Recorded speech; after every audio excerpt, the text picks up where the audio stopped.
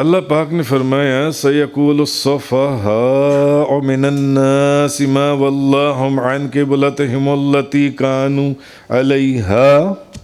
اب یہ جاہل لوگ کہیں گے کہ مسلمان جس قبلے پر پہلے تھے اس سے ان کو کس نے پھیر دیا۔ اب یہ جاہل لوگ یہ کہیں گے، اللہ پاک نے کیا فرمایا سورہ بقرہ کے اندر کہ محبوب اب یہ جاہل لوگ کہیں گے کہ مسلمان جس قبلے پر پہلے تھے، آپ کو معلوم ہے نا پہلے نبی پاک صلی اللہ علیہ وسلم کدھر اپنا منہ مبارک چہرہ مبارک کر کے نماز پڑھ رہے تھے؟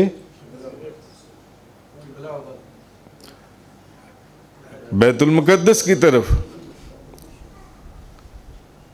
جب آپ کے دل اقدس میں خواہش پیدا ہوئی نماز کی حالت میں تو اللہ تعالیٰ نے آپ کی خواہش اور آپ کی مرضی کے اوپر قبلے کو تبدیل کر دیا۔ نبی پاک صلی اللہ علیہ وسلم کی خواہش کے اوپر جو سے قبلہ تبدیل کر دیا گیا۔ وہ ایک لمبا واقعہ ہے، اکثر آپ کو سنایا بھی ہے، پھر کبھی انشاءاللہ۔ اچھا، اب اللہ پاک نے یہاں یہ فرمایا یہ جاہل لوگ کہیں گے کہ مسلمان جس قبلے پر پہلے تھے اس سے ان کو کس نے پھیر دیا۔ اب یہ جاہل لوگ کہیں گے۔ اچھا، یہاں پر بھی قرآن نے یہودیوں کے متعلق ایک پیشن گوئی کی ہے کہ یہ ضرور تحویل قبلہ پر اعتراض کریں گے کہ قبلے کو تبدیل کیوں کیا گیا ہے۔ اب یہودی بھی کافروں کی طرح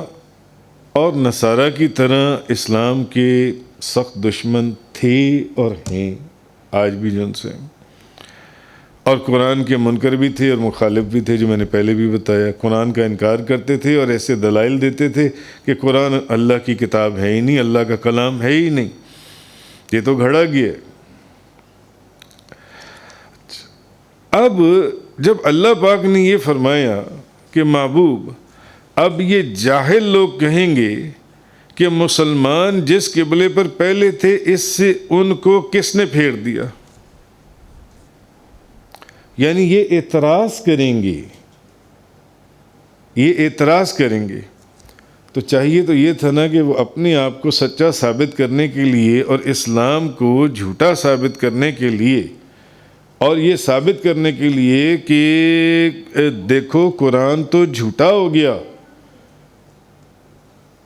آپ کا اللہ کا کلام اور قرآن تو یہ کہہ رہا ہے کہ ہم اعتراض کریں گے کہ اس قبلے کو کس نے تبدیل کیا۔ آ کر آپ کی بارگاہ میں عرض کرتے اور کہتے کہ دیکھیں ہم کوئی اعتراض نہیں کر رہے، ہم کوئی اعتراض نہیں کر رہے،